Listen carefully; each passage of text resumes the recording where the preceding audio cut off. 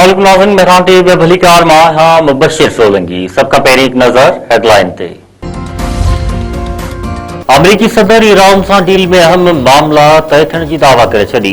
Donald Trump चयो आहे त ईरान डील बाबति मामला घणे हद ताईं तय करे वरिता आहिनि। ईरान सां डील जो ऐलान जल्द थियण जी उमीद आहे। ईरान सां मुआहिदे ते ॻाल्हियूं मुकमल थियण जो वेझो आहियूं। अमरीकी सदर चयो आहे त मुस्लिम मुल्कनि जे सरबराहनि सां ॻाल्हि ॿोल मस्बत रही।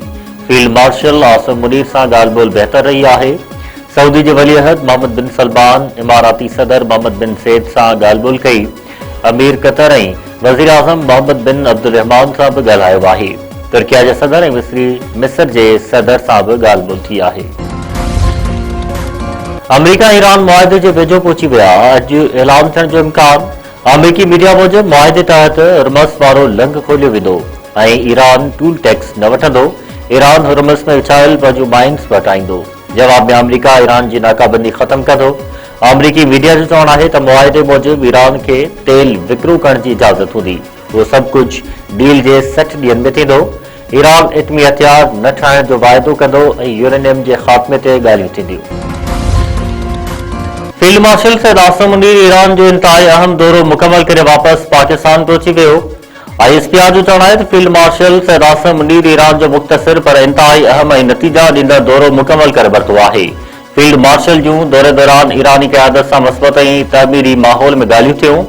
गुज़िरियल 24 कलाकनि दौरान थींदड़ सफ़ारती सरगर्मियुनि जे नतीजे में हौसलो ॾींदड़ अॻुवाराई थी आहे।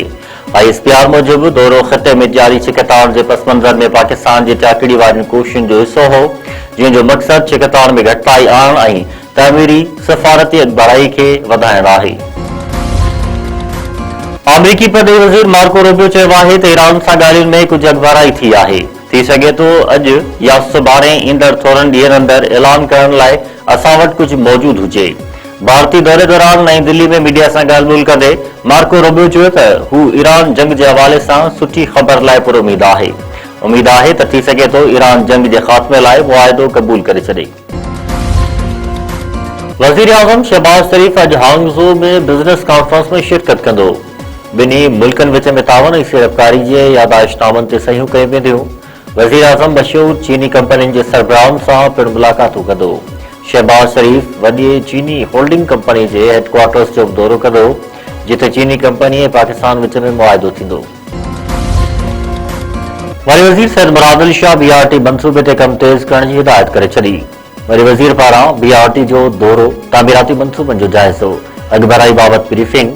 सीनियर वज़ीर शहजील मेमन पारां वज़ीर आला खे लॉट 2 ते अॻुवाराई बाबति आगाही। कोयटा में चमन फाटक में थियो ज़ोरदार धमाको, 14 ॼणा शहीद, औरतुनि ऐं ॿारनि समेत 50 खां वधीक माण्हू ज़ख़्मी। ट्रेन खे जुज़ी नुक़सान, 10 गाॾियूं तबाह, हर वारनि इमारतुनि खे बि नुक़सान पहुतो। धमाके बाद जाफर एक्सप्रेस खे कोयटा रेलवे स्टेशन ते रोकियो वियो। वज़ीर आला बलूचिस्तान जे ख़ासि मामलन शाहिद हिंद चयो आहे त हमले में शहीद थियलनि में FC जा 3 एहलकार बि शामिल आहिनि। दहशतगर्दनि मासूम शहरियुनि खे निशानो बणायो। हमलो अमन दुश्मन जी बुज़दिलानी कार्रवाई आहे। PP चेयरमैन बिलावल भुट्टो ज़रदारी, वज़ीर आला सिंध सैयद मुराद अली शाह ऐं ॿियनि पारां धमाके जी मज़म्मत। गाजी ख्वावर वेझो नारी मुबैना तौरु आपघात करे छॾियो। ॻोठ ग़ुलाम नबी फुलपोटो में 17 सालनि जी सुनीला दी ज़मीर हुसैन फुलपोटो ज़हर अंताधो। नारी जो लाश वार ऐं इस्पताल मुंतक़िल कयो वियो। ज़रूरी कार्रवाई बैदि मर्द वारसनि हवाले। बख्शापुर वेझो हथियारबंदनि जी कोच ते फायरिंग, औरत क़त्ल। ज़ोरगढ़ वेझो हथियारबंदनि जी फायरिंग में मुसाफ़िर औरत माई वज़ीरा मारिजी वई, हिकु ॼणो ज़ख़्मी। पुलिस जो चवणु आहे त मुसाफ़िर कोच कोयटा खां सादिकाबाद वञी रही हुई त हथियारबंदनि फायरिंग कई, जंहिं में औरत क़त्ल थी वई आहे। वाक़िए जी जांच कई पई वञे।